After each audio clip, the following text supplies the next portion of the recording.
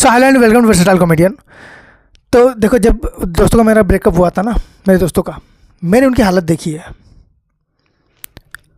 रोते, अपने आप को कोसते, फिर वो कहते हैं यार मेरे में ये कमियां हैं, ये कमियां हैं। मैंने कहा किसने कहा? कहता लड़की ने कहा। ओह। तो वो अपने हर कमी बता रहे हैं एक एक करके, ऐसा ऐसा है, ये है लाइफ में, ये चीज़ सही नहीं है, ये चीज़ सही नहीं है। फिर वो क्या करें, खुद को ब्लेम करना बंद कर देते हैं। इंसान की फितरत है, वो सामने वाले को हमेशा ब्लेम करता है। उसके बाद वो अपने मोहल्ले के कुत्ते से लेकर उस गांव के सरपंच के साथ उस पूरे इलाके के विधायक को गालियां दे रहा होता है।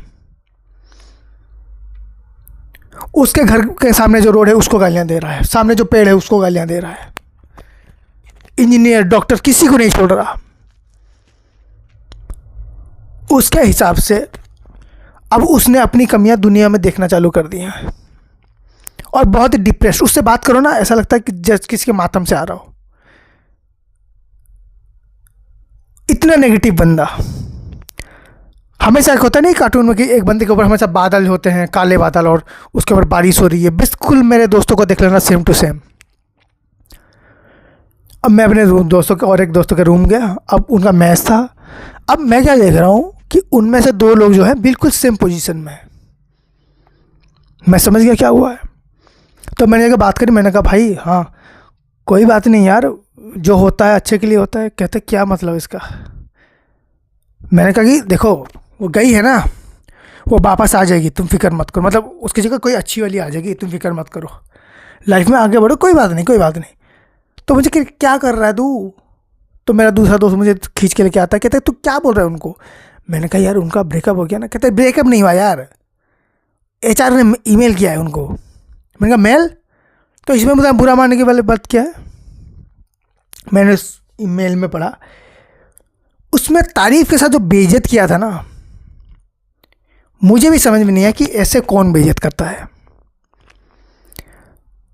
सबसे ऊपर से लिखा हुआ है कि काम में कितने निठल्ले हो, तुमसे काम क्यों हो नहीं पा रहा, तुम्हें इस कंपनी में क्यों रखा गया है, कंपनी तुम्हारी वजह से लॉस में जा रही है। मतलब इतनी बड़ी कंपनी, 10-20 हज़ार लोग तो वहीं पर नॉर्मली काम कर रहे होंगे, वहाँ पर सिर्फ मेरे दोस्त की वजह से पूरी कंपनी लॉस में जा रही है। इतने बजे तुम आते नहीं हो, ये करके टोटल लिखा हुआ है एक पन्ना। नीचे लिखा हुआ है कि तुम आदमी जो है वो बहुत वफादार हो, मेहनती हो, लेकिन अपने मेहनत को यूज नहीं कर रहे। ये सेम डायलॉग हमारे ट्यूशन टीचर हम पे यूज करते थे, पता है? क्योंकि ट्यूशन टीचर का एक मोटो था, माँ बाप को ये बोलो कि आपका बच्चा पढ़ता नहीं है, बिल्कुल पढ़ाई में ज़ीरो है,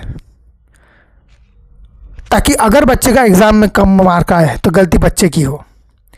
लेकिन ये भी बोलो कि बच्चा जो है वो समय के साथ सीख जाएगा, बड़ा टैलेंटेड है आपका बेटा, ताकि वो ट्यूशन उसी के पास दे। अब ये चीज़ें हो रही हैं। तो मैंने बोला कि अरे तुम्हारा एचआर तो बड़ा अजीब आदमी है। कहता है मेरा एचआर नहीं। मैंने कहा किसका? हर एचआर बड़े अजीब होते हैं, दुनिया में जितने एचआर देख लो सब ऐसे ही बातें करते हैं। उस टाइम पे मुझे लगा कि मैंने नौकरी ना करके शायद सबसे अच्छा काम किया हो एक में से, क्योंकि वो ईमेल में ना पर्सनल बेइज्जती हुई थी। और सेम टू सेम जैसे एक ब्रेकअप के पहले एक लड़की करती है ना एक लड़के के साथ, सेम टू सेम इनका एचआर कर रहा था। मैं तभी सोचूं कि 5 के 5 लौंडे हैं, किसी की गर्लफ्रेंड क्यों नहीं है? क्योंकि इन्होंने पहले से ही गर्लफ्रेंड बना कर रखी हुई है, एचआर ही इनका गर्लफ्रेंड है। सारी कसर गर्लफ्रेंड की ये पूरी कर देते हैं, सारी की सारी। तुम सोचोगे शॉपिंग नहीं करते होंगे। एचआर के जब हर साल बर्थडे होता है ना, ये अपनी सैलरी से डबल गिफ्ट ले जाके देते हैं उनको।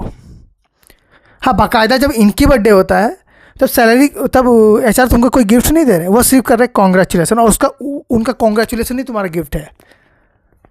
नहीं मान रहे, मत मानो, उसका क्या जा रहा है। मेरे दोस्त गर्लफ्रेंड के ब्रेकअप झेल गए, मेरे दोस्त एचआर को नहीं झेल पा रहे हैं।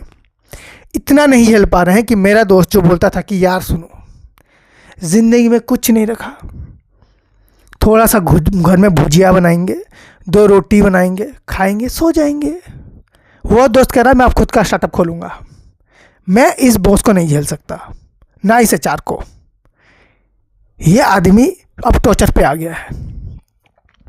मतलब मेरे दोस्तों ने कहा कि यार हमारी हमारी लाइफ में ऐसा प्रॉब्लम था ही नहीं, हम फेस कर पा रहे हैं, हम समझ पा रहे हैं। पहले ना हम लोग ब्रेकअप की जिसका भी हुआ है हम उसका बड़ा मजाक उड़ा देते हैं कि अरे रोतुड़ी है, ये ऐसा ये देखो इसका ऐसा ही है। मेरे दोस्त बोल रहे हैं यार आज हम उसे फील कर रहे हैं, बस उसको एक बार बुला ले, मैं गले लगा लेता हूँ। मैंने कहा एचआर को नहीं यार, वो जिसकी हम बेइज्जती करते थे। मैंने कहा ओ ठीक है। सो ऐसा ही होता है, it's same to same. HR की ईमेल और ब्रेकअप दोनों ही बहुत दर्द देती है। एचआर ने अगर ज़िंदगी में तुम्हारी कभी तारीफ भी लिखी है ना, उसमें टोंट बिना मारे वो लिखता नहीं है कोई ईमेल। एचआर वो सास है जिसकी बहू ने सुबह से उठ के रात को 11 बजे भी काम कर लिया हो, तो उसके हिसाब से सोते टाइम तुम लोग सुनने में इंटरेस्टेड हो ना। सास के बारे में बोलो तो कुछ सुनने में इंटरेस्ट क्यों नहीं होता। बस सेम ही समझ लो, सास को और एचआर को सेम ही समझ लो। वैसे वही भी बात बोल रहा था कि दिन भर पूरा काम करने के बाद भी ना बहू अगर रात को सोने जा रही है तो सास को इस बात से प्रॉब्लम होती है, इसके सोते हुए पैर सीधे क्यों नहीं है। एचआर वही है, समझे।